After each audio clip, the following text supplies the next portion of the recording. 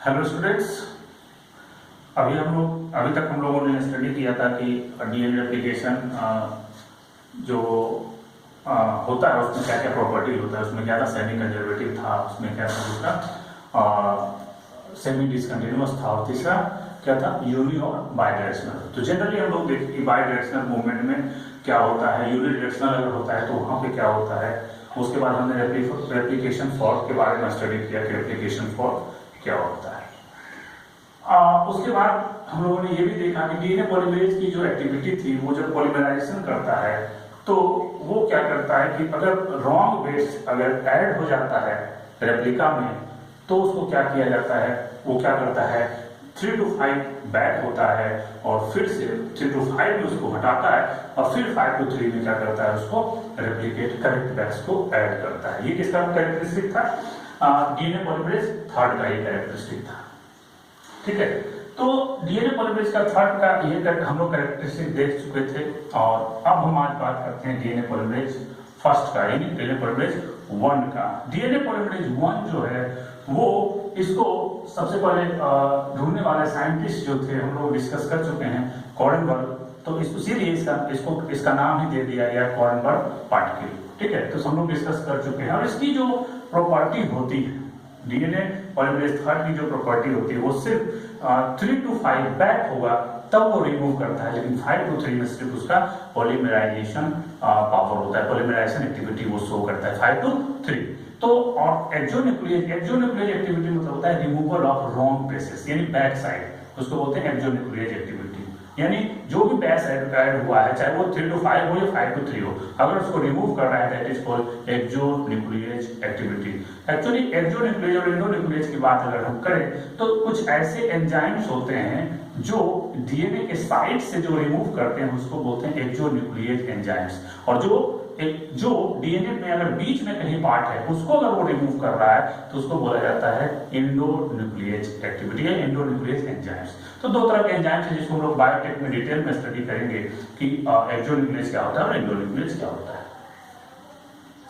अब बात करते हैं डीएनए पॉलीमरेज 1 की। डीएनए पॉलीमरेज 1 की जो प्रॉपर्टी होती है, ये क्या करता है, सबसे पहले जो आरएनए प्राइमर है हम लोग डिस्कस किए थे कि आरएनए प्राइमर में यूरेसिल होता है, तो उस यूरेसिल का हमारे डीएनए में कोई यूज नहीं है। उसकी वजह से हो सकता है कि उसमें म्यूटेशन होने की पॉसिबिलिटी यूरेसिल में ज्यादा होता है। ठीक है, इसीलिए वायरस में यूरेसिल होता है जिसमें आरएनए जेनेटिक मटेरियल होता है, वो वायरस बहुत जल्दी से चेंज हो रहा है। जैसे अभी कोरोना की बात करें, उसका जो जेनेटिक मटेरियल है वो क्या है, आरएनए है, और उस आरएनए की वजह से जो यूरेसिल है उसमें बहुत ही एक्टिव ग्रुप है वहां पे ऐड होता है, जिसकी वजह से वो काफी रिएक्टिव होता है। और अभी तक कोरोना का जो वायरस है अभी तक टोटल 14 बार 14 टाइम्स चेंज कर चुका है।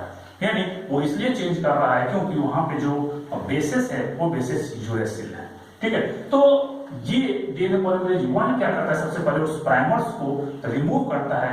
कैसे रिमूव करेगा, वो आएगा और जो आरएनए प्राइमर्स है वो 5 to 3 में अरेंज होता है, तो 5 to 3 की तरफ चलेगा और उसको क्या करेगा, रिमूव कर देगा। यानी ये 5 to 3 इंडोन्यूक्लियेज एक्टिविटी इसको इसलिए बोलते हैं कि ये बीच से कहीं भी साइड से आरएनए प्राइमर के बीच से एंट्री करेगा और पूरे क्या करेगा, आरएनए को रिमूव कर देगा। एक्सोन्यूक्लियेज मतलब डीएनए के साइड से रिमूव करना, और डीएनए के बीच से अगर रिमूव करना होगा तो उसको बोलते हैं इंडोन्यूक्लियेज एक्टिविटी। यानी DNA polymerase 5 to 3 endonuclease activity show करता है, और दूसरा हटाने के बाद क्या करेगा, फिर 5 to 3 क्या करेगा, पॉलीमराइजेशन स्पीड भी होता है, यानी पॉलीमराइजेशन कैपेसिटी भी इसमें होता है। तो ये क्या करेगा, 5 to 3 एक रेप्लिका का भी फॉर्मेशन करेगा। जितना दूर आरएनए प्राइमर था उस प्राइमर को क्या करेगा, फिल कर देगा, कौन, ये। उसके बाद जो 2 ओकाजाकी फ्रेगमेंट्स था, उस ओकाजाकी फ्रेगमेंट के बीच में क्या था, गैप था, उस गैप को फिल करने में भी डीएनए पॉलीमरेज 1 का ही काम होता है। यानी पहला काम ये क्या किया, 5 to 3 इंडोन्यूक्लियेज हटाया, दूसरा 5 to 3 डायरेक्शन में क्या करेगा, ये पॉलीमराइजेशन भी करेगा और पूरा का पूरा वो फिल कर देगा। और फिल होने के बाद क्या करता है, डीएनए लाइगेज सबको जोड़ देता है, पूरा स्ट्रैंड एक पूरा स्ट्रैंड बन जाता है और डॉटर डीएनए अलग हो जाते हैं। तो ये दो फंक्शन तो हुआ ही। इसके अलावा इसका जो इस्तेमाल डीएनए पॉलीमरेज का जो करते हैं, कभी कभी क्या होता है यूवी रेडिएशन की वजह से बहुत सारे जो बेसिस हैं वो किसी से प्रॉपरली बाइंड होना चाहिए, वो एडेनिन थाइमिन जैसे ये, अगर ये गड़बड़ हो गया तो उसको करेक्ट करने में इसका इस्तेमाल किया जाता है। तो कभी कभी क्या होता है कि डीएनए सीक्वेंस में जो थाइमिन, अगल बगल के थाइमिन जो होते हैं वो थाइमिन, जैसे मान लीजिए ये डीएनए है, ये यहाँ पे थाइमिन है, यहाँ पे एडेनिन है, यहाँ पे एडेनिन है और ये थाइमिन है, तो ये थाइमिन क्या करता है आपस में ये बॉन्ड बना देता है और इस तरह के बॉन्ड जो बनता है that is called thymine dimer. क्या बोलते हैं इसको? Thymine dimer. और थाइमिन डायमर क्या करता है, ये थाइमिन डायमर अगर बन गया तो यहाँ प्रॉब्लम क्रिएट हो जाएगी, म्यूटेशन हो जाएगा। तो इसको करेक्ट करने के लिए क्या करते हैं हम लोग, इसमें इन the presence of blue light and DNA polymerase 1, यहाँ पे ब्लू लाइट और डीएनए पॉलीमरेज 1 का यूज करते हैं और इस जो रॉन्ग जो थाइमिन डायमर बना है इसको करेक्ट किया जाता है, सही कर दिया जाता है और इस प्रोसेस को बोलते हैं फोटो रिएक्टिवेशन। क्या बोलते हैं इसको? Photo reactivation. यानी photo reactivation is the process in which thymine dimer is corrected in the presence of blue light and DNA polymerase. Clear? तो ये क्वेश्चन अभी तक 3-4 बार नीट में पूछा जा चुका है, इसलिए ये बहुत ही इंपॉर्टेंट है और भी जहां जहां ये टर्म आएगा वहां पे हम इसका इस्तेमाल करेंगे। तो ये क्या हुआ, इसके प्रेजेंस में क्या हुआ, थाइमिन डायमर को करेक्ट किया। कैसे किया? पहला काम जो ये करेगा कि first DNA polymerase removes thymine dimer, पहले सबसे पहले इसको रिमूव कर देगा, पूरा का पूरा ये खत्म कर दिया और जब खत्म करने के बाद फिर से क्या करेगा, यानी 5 to 3 अगर है, मान लीजिए सपोज करो ये 5 to 3 प्राइम है, तो ये क्या करेगा थाइमिन डायमर को 5 से 3 को ये पहले रिमूव कर देगा और रिमूव करने के बाद सेकेंडली जब ये रिमूव हो जाएगा तब यहाँ पे ये क्या करेगा, फिर से नया थाइमिन डायमर क्या करेगा, थाइमिन डायमर नहीं, नया थाइमिन बेस ऐड करेगा और इस तरह से बॉन्ड बन जाएगा और ये सीक्वेंस जो होगा वो डीएनए का जो जहाँ पे म्यूटेशन होने हुआ है या जो थाइमिन डायमर जहाँ बना था उसको फिर से हम करेक्ट कर सकते हैं। तो ये बहुत इंपॉर्टेंट पॉइंट है, इसको दिमाग में सेट करके रखना है। अब क्या करता है, अब ये तो 2 फंक्शन इसका हो गया, ये तीसरा फंक्शन ये हो गया। चौथा फंक्शन की अगर हम बात करें तो ये क्या करता है कि अगर हमने बताया था कि डीएनए पॉलीमरेज 3 जो पॉलीमराइजेशन करता है तो वो क्या करता है, रॉन्ग बेस को हटाता है, उसको प्रूफ रीडिंग बोलते हैं। बैक होके बैक यानी 3 to 5 जो है जो न्यूक्लियस एक्टिविटी वो करेगा और वो क्या करेगा, रॉन्ग बेस को रिमूव करेगा। लेकिन डीएनए पॉलीमरेज 3 अगर पूरा का पूरा रेप्लिकेशन कर दिया और काम रेप्लिकेशन खत्म हो गया और रॉन्ग बेस ऐड ही रह गया, यानी वो रॉन्ग बेस रिमूव नहीं हुआ, तो फिर क्या होगा, तो फिर डीएनए पॉलीमरेज आके उसको करेक्ट नहीं करेगा।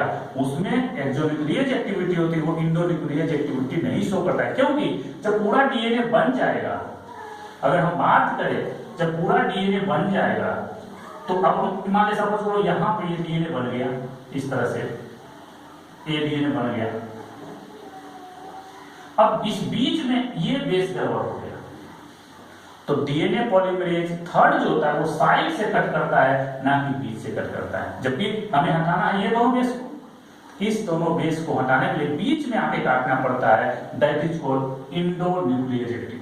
इंडो मतलब डीएनए के बीच से अगर कट करे उसे इंडोन्यूक्लियस एक्टिविटी कहते हैं, इंडोन्यूक्लियस एंजाइम्स कहते हैं, वो इंडोन्यूक्लियस एंजाइम की तरह बिहेव करेगा। और जो डीएनए पॉलीमरेज 3 होता है वो एक्सोन्यूक्लियस होता है, मतलब ये यहां से कट करेगा, बाहर से साइड से उसको फ्री एंड मिलेगा तभी वो कट करना शुरू करेगा, अदरवाइज वो कट नहीं करेगा। यानी डीएनए पॉलीमरेज 3 अगर रेप्लिकेशन कंप्लीट हो गया तो रॉन्ग बेस जो गलती से ऐड हो गया या गलती से ऐड तो हुआ ही, साथ ही साथ कोई म्यूटेशन की वजह से ऐसा हो गया, तो क्या करेगा, ये आरएनए पॉलीमरेज 1 वो आता है और यहां से वो कट मारेगा और जितना भी रॉन्ग बेस है उसको क्या करेगा, रिमूव कर देता है। कैसे? 5 to 3 प्राइम, ये 5 से चलेगा और 3 की तरफ जाएगा, ये 5 प्राइम to 3 प्राइम। तो ये 5 प्राइम to 3 प्राइम क्या करेगा, इसको एक्सोन्यूक्लियस एक्टिविटी शो करेगा और इसको उड़ा देगा। और जैसे ही उड़ा और ये क्या करेगा, अब जैसे हटाया, अब हटाने के बाद क्या होगा, फिर से बैक होगा और क्या ये हटाता जाएगा और करेक्ट बेस 5 to 3 डायरेक्शन में ही ऐड करता चला जाएगा। यानी एक हटाया ऐड किया, एक हटाया ऐड किया, एक हटाया ऐड किया, यानी एक तो हटा भी रहा है, एक्सोन्यूक्लियेज एक्टिविटी भी शो कर रहा है, और दूसरा ये ऐड भी 5 प्राइम टू 3 प्राइम कर रहा है, यानी दोनों काम हो गया। ये एक्सोन्यूक्लियेज एक्टिविटी भी शो किया और ये 5 टू 3 प्राइम डायरेक्शन में क्या किया, ये रेप्लिकेशन यानी पॉलीमराइजेशन भी कर रहा है। ओके, और इसका एक फंक्शन और होता है, अब it also removes wrong base by 5 to 3 prime exonuclease activity, यानी दोनों काम करेगा। ये रॉन्ग बेस को अगर ऐड होगा तो 5 to 3 प्राइम के रूप में क्या करेगा, ये रिमूव भी करेगा। ठीक है, तो ये इसका ये एक्टिविटी है, यानी ये जो एक्टिविटी शो कर रहा है डीएनए पॉलीमरेज 1, ये डीएनए पॉलीमरेज 1 की स्पेशल कैरेक्टरिस्टिक है, क्योंकि डीएनए पॉलीमरेज आप जब कंप्लीट हो जाता है रेप्लिकेशन तो वो उसका फंक्शन लिमिट हो जाता है, वो रिमूव नहीं कर सकता है। तो इसीलिए डीएनए पॉलीमरेज का जो फंक्शन है वो ज्यादा हो जाता है in the case of removing concern with wrong base, यानी रॉन्ग बेस को रिमूव करने का जो कंसर्न है वो डीएनए पॉलीमरेज से स्पेशली ज्यादा होता है। इसी वजह से, यानी इसी वजह से डीएनए पॉलीमरेज 1 को क्या कंसीडर किया जाता है, क्या डीएनए रिपेयर एंजाइम्स, यानी डीएनए में किसी भी प्रॉब्लम, अगर कोई भी प्रॉब्लम हो गया तो जितना बेहतर तरीके से डीएनए पॉलीमरेज उसको रिपेयर कर सकता है उतना कोई और एंजाइम नहीं कर सकता है। कोई और डीएनए पॉलीमरेज 3 हो, डीएनए पॉलीमरेज 2 हो, कोई भी हो, वो नहीं कर सकता है। इसीलिए डायरेक्ट क्वेश्चन यहीं से पूछा गया है, नीट में क्वेश्चन आया है कि which of the following are called as DNA repair enzyme, तो क्वेश्चन यहीं पे से उठाएगा। डीएनए रिपेयर एंजाइम बोला जाता है डीएनए पॉलीमरेज 1। क्लियर? अब बात करते हैं डीएनए पॉलीमरेज 3। डीएनए पॉलीमरेज 3 ये मेन रेप्लिकेटिंग एंजाइम होता है, क्योंकि डीएनए पॉलीमरेज की जो पॉलीमराइजेशन स्पीड होती है वो स्लो होती है, हम लोग पहले ही डिस्कस कर चुके हैं। एक्यूरेसी थोड़ी कम होती है, उसमें लॉन्ग बेस ज्यादा ऐड हो सकते हैं। तो ये मेन पॉलीमराइजिंग एंजाइम होता है, और ये डीएनए पॉलीमरेज 1 जो डीएनए पॉलीमरेज 3 जो होता है इसमें 7 सब यूनिट होता है। ये 7 सब यूनिट है, alpha, beta, delta, gamma, epsilon, theta and tau. तो ये 7 सब यूनिट मिल के क्या बनाते हैं डीएनए पॉलीमरेज 1, और चूंकि ये मल्टीमेरिक होता है, इसमें बहुत सारे यूनिट मिल बनाते हैं, इसीलिए इसकी स्पेसिफिसिटी क्या होता है वो इंक्रीज कर जाता है, इसीलिए ये बेहतर पॉलीमराइजिंग एंजाइम्स है।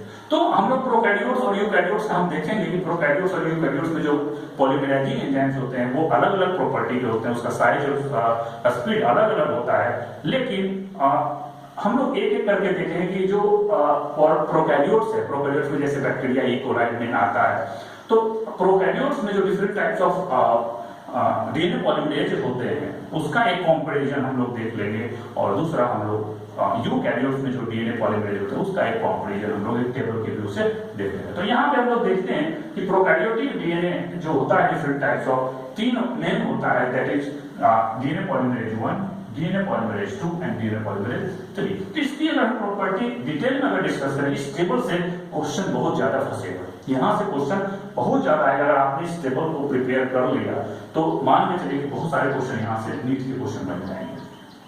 तो सबसे पहले बिहेवियर की बात करें तो पॉलीमराइजेशन जो होता है वो डीएनए पॉलीमराइजेशन का मतलब 5 to 3 प्राइम में जो पॉलीमराइजेशन होगा जिसको रेप्लिकेशन भी बोलते हैं।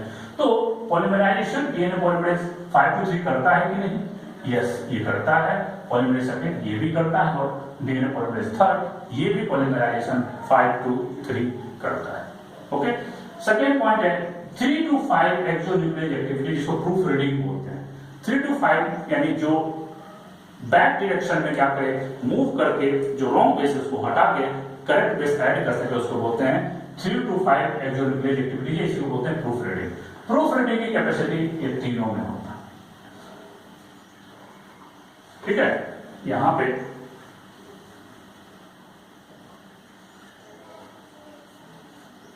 ये होगा, ठीक है, ये 3 to 5 होगा, यहां पे करेक्ट कर लेंगे।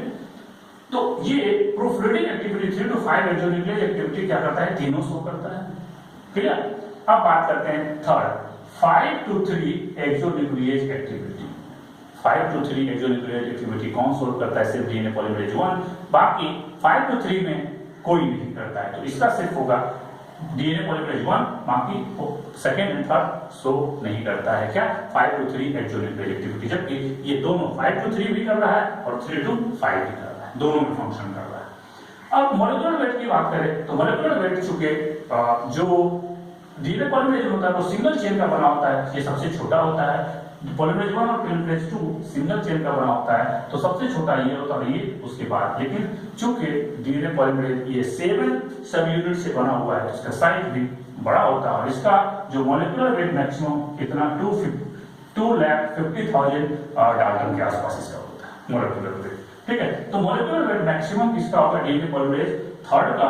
अब बात करें use of primed single strand, यानी सिंगल स्ट्रैंड का इस्तेमाल रिमूव करने के लिए कौन करता है, या जो सिंगल स्ट्रैंड जो प्राइम एक्चुअली जो ये क्या नाम है डीएनए पॉलीमरेज 1, ये सिर्फ और सिर्फ सिंगल स्ट्रैंड होगा तभी ये काम कर सकता है, डबल स्ट्रैंड पे ये काम नहीं करता है। जबकि डीएनए पॉलीमरेज का काम ये था कि वो एक स्ट्रैंड पे इस पे भी काम कर रहा है और दूसरे स्ट्रैंड पे भी आराम से काम करता है, लेकिन डीएनए पॉलीमरेज 1 की कैपेसिटी ये नहीं होती है। तो अगर हम बात करें कि use of prime single strand का इस्तेमाल सिर्फ और सिर्फ डीएनए पॉलीमरेज 1 करता है, जबकि ये दोनों स्ट्रैंड का इस्तेमाल करता है, यानी सिंगल स्ट्रैंड का इस्तेमाल सिर्फ और सिर्फ क्या करेगा, डीएनए पॉलीमरेज 1 करेगा।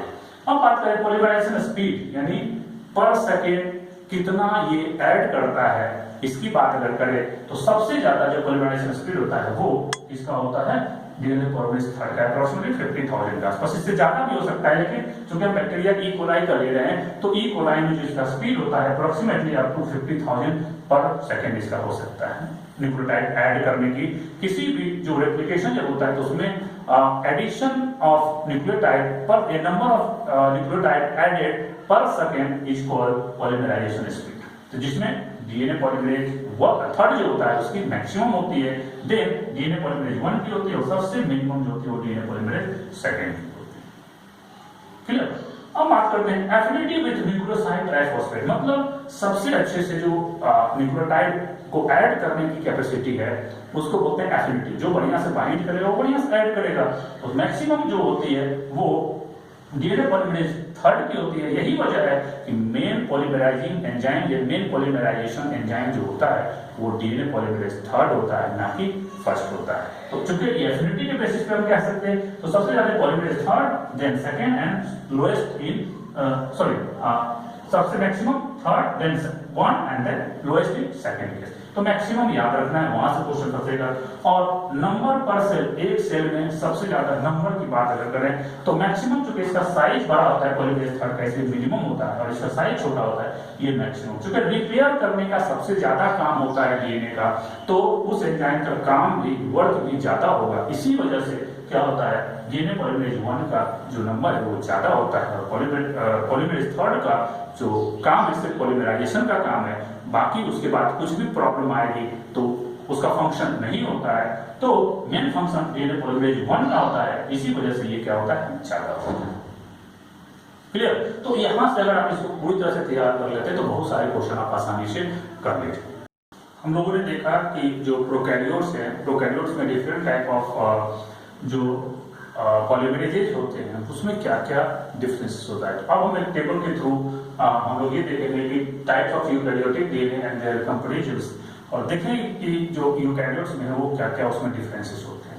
तो यूकैरियोट्स की अगर बात करें तो DNA polymerase alpha, DNA polymerase beta and DNA polymerase gamma. तो मेनली पॉलीमरेज जो अल्फा एंड पॉलीमरेज गामा है, ये दोनों कंपैरिजन अगर करें तो डीएनए पॉलीमरेज अल्फा वैसा ही होता है जैसा प्रोकैरियोट में डीएनए पॉलीमरेज थर्ड होता था। ठीक है, तो हम लोग जो डिस्कस किए पॉलीमरेज थर्ड, पॉलीमरेज 1, वो प्रोकैरियोट्स का डिस्कशन किए थे। और यही अगर हम यूकैरियोट्स में आएंगे, यूकैरियोट्स मतलब जिसका न्यूक्लियस ट्रू, जैसे हम लोग हो गए या जितना भी प्लांट्स हो गया, जितने भी एनिमल्स हो गए, तो उसको क्या बोलते हैं, यूकैरियोट्स। और यूकैरियोट्स में जो भी आएंगे उसमें डीएनए अल्फा डीएनए थर्ड की तरह फंक्शन करेगा और DNA polymerase gamma polymerase DNA polymerase 1 की तरफ फंक्शन करेगा। ओके, तो इसकी अगर हम बात करें तो जो लोकेशन होगा डीएनए पॉलीमरेज अल्फा का, तो चूंकि डीएनए क्रोमोसोम्स का पार्ट होता है, हमें पता है कि जो डीएनए होता है वो कहाँ होता है, न्यूक्लियस में होता है। तो न्यूक्लियस में ये मेनली प्रेजेंट होगा, लेकिन कभी कभी क्या होता है, ये लीक करके कहाँ आ जाता है, साइटोप्लाज्म में आ जाता है। कौन? DNA polymerase alpha.